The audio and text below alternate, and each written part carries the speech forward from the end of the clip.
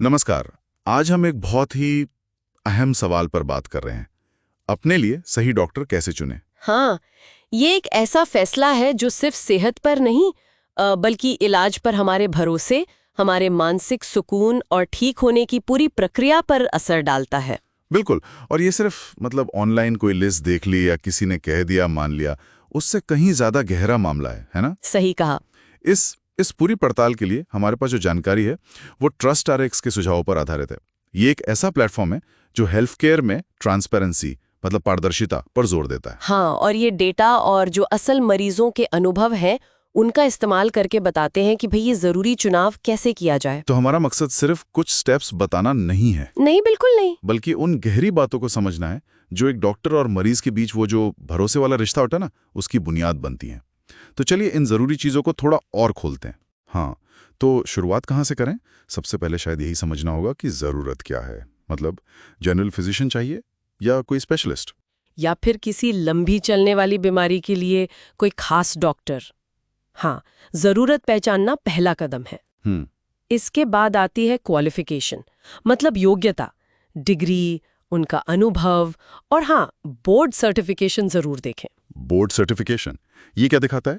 ये उनकी विशेषज्ञता में एक हाई लेवल की योग्यता का प्रूफ होता है। लेकिन सिर्फ कागज देख लेना ही काफी नहीं है। अच्छा, हाँ, मतलब ये जानना जरूरी है कि क्या वो वाकई आपकी जो कंडीशन है उसके लिए सही स्पेशलिस्ट है भी या नहीं। सही बात है।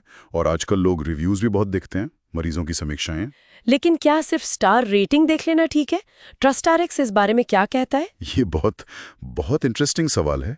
ट्रस्ट RX का एनालिसिस असल में ये बताता है कि सिर्फ कुछ, मान लीजिए 5 स्टार रेटिंग वाली प्रोफाइल से कहीं ज्यादा भरोसेमंद वो डॉक्टर होते हैं। अच्छा, जिनकी सैकड़ों समीक्षाओं में लगातार अच्छी बातें कही गई हों, जैसे क्या डॉक्टर ध्यान से सुनते हैं, क्या वो चीजों को साफ साफ समझाते हैं, क्या मरीज को इज्जत महसूस होती है। उनका सिस्टम जो है वो नकली या थोड़ी बनावटी समीक्षाओं को पहचानने की कोशिश करता है और असल भरोसे, सहानुभूति और देखभाल वाले पैटर्न पर ज्यादा ध्यान देता है। तो सितारों के पीछे की कहानी समझनी जरूरी है, सिर्फ गिनती नहीं। बिल्कुल बिल्कुल। तो ये जो सुनने, समझाने और सम्मान देने वाली बात है, यानी कम्युनिकेशन, ये कितना अहम हो जाता है फिर? हाँ, संवाद शायद सबसे जरूरी चीजों में से एक है। देखिए, मरीज को ऐसा लगना चाहिए कि भाई मेरी बात सुनी जा रही है, डॉक्टर जल्दी में नहीं है। इलाज के जो ऑप्शंस हैं उनको आसान भाषा में समझाया जाए, सवालों के जवाब तसल्ली से मिलें और मरीज के फैसलों का सम्मान हो। हाँ, खासकर जब वो थोड़े सेंसिटिव मुद्दे होते हैं, सेहत से जुड़े, उन पर बात करने में कोई झिझक ना हो। बिल्कुल, क्योंकि देखिए, सेहत सुधरने की प्रक्रिया सिर्फ शारीरिक थोड़ी है, वो भावनात्मक भी तो है। सही कहा। लेकिन कई बार वो प्रैक्टिकल चीजें भी तो होती है ना, जैसे क्लिनिक या अस्पताल कितनी दूर है, इमरजेंसी में डॉक्टर मिलेंगे या नहीं, अपॉइंटमेंट के लिए कितना इंतजार करना पड़ता है। हाँ, और बीमा, हमारा हेल्थ कार्ड वहां चलेगा या नहीं, क्या ये चीजें उतनी ही जरूरी नहीं है? देखिए, व्यवहारिक पहलू बहुत जरूरी हैं, उन्हें नजरअंदाज नहीं कर सकते, खासकर भारत जैसे देश में। यहाँ स्वास्थ्य सेवाओं तक पहुंच और मरीजों की संख्या, इसमें संतुलन बनाना एक चुनौती है। हाँ, वो तो है।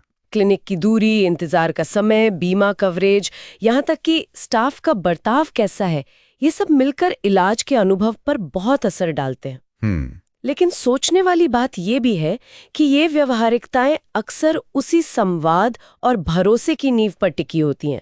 अगर डॉक्टर और स्टाफ मददगार हैं तो शायद थोड़ी दूरी या थोड़ा इंतजार भी कम खलता है। ये भी है। अच्छा, और फिर एक चीज होती है जिसे शायद हम कहते हैं दिल की आवाज या गट फीलिंग। पहली मुलाकात के बाद जो एहसास होता है, क्या उस पर भी ध्यान देना चाहिए?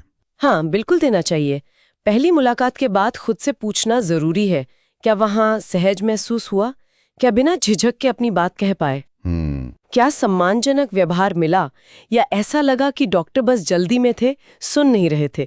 ये जो अंदरूनी एहसास है ना, जो शायद सीधे तौर पर दिखता नहीं, ये डॉक्टर मरीज के लंबे और भरोसे वाले रिश्ते के लिए बहुत अहम सिग्नल हो सकता है। इसे कम नहीं आंकना चाहिए। बिल्कुल नहीं। और मान लीजिए कोई बड़ी बीमारी है या कोई सर्जरी करवानी है, तब सेकंड ओपिनियन यानी दूसरी राय लेने के बारे में क्या सोचना चाहिए? कई लोग थोड़ा हिचकते हैं इसमें। देखिए, बड़ी बीमारियां या कोई कॉम्प्लेक्स सर्जरी हो या महंगा इलाज हो, ऐसे मामलों में दूसरी राय लेना न सिर्फ सही है बल्कि बहुत जरूरी भी हो सकता है। अच्छा। मुझ जान, समय और पैसा बचा सकता है। और अच्छी बात यह है कि आजकल TrustRx जैसे डिजिटल प्लेटफॉर्म्स हैं। हाँ, ये मदद करते हैं। हाँ, उनकी मदद से ये आसान हो गया है।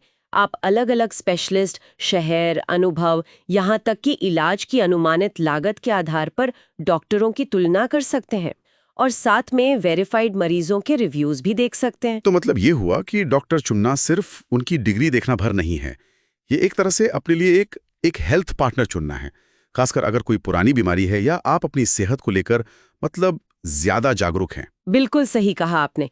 डॉक्टर सिर्फ एक सर्विस प्रोवाइडर नहीं है, वो आपके स्वास्थ्य के सफर में एक अहम साथी बन सकते हैं। इसीलिए ऐसे व्यक्ति को चुनना जरूरी है जो इस रिश्ते की अहमियत समझे, मेडिकल साइंस में जो भी नए डेवलपमेंट्स हो रहे हैं उनसे अपडेटेड रहे और सबसे जरूरी, जो सच में आपकी बात सुने, क्योंकि सेहत से कीमती तो कुछ भी नहीं।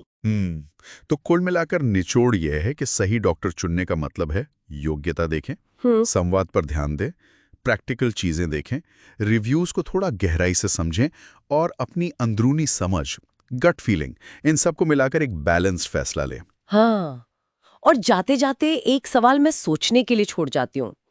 क्या कभी-कभी हम डॉक्टर चुनते समय जाने अनजाने में जो तात्कालिक सुविधा होती है, जैसे क्लिनिक का पास होना या अपॉइंटमेंट जल्दी मिल जाना, उसको लंबे समय के भरोसे और डॉक्टर के साथ बनने वाली साझेदारी से ज्यादा महत्व दे देते हैं?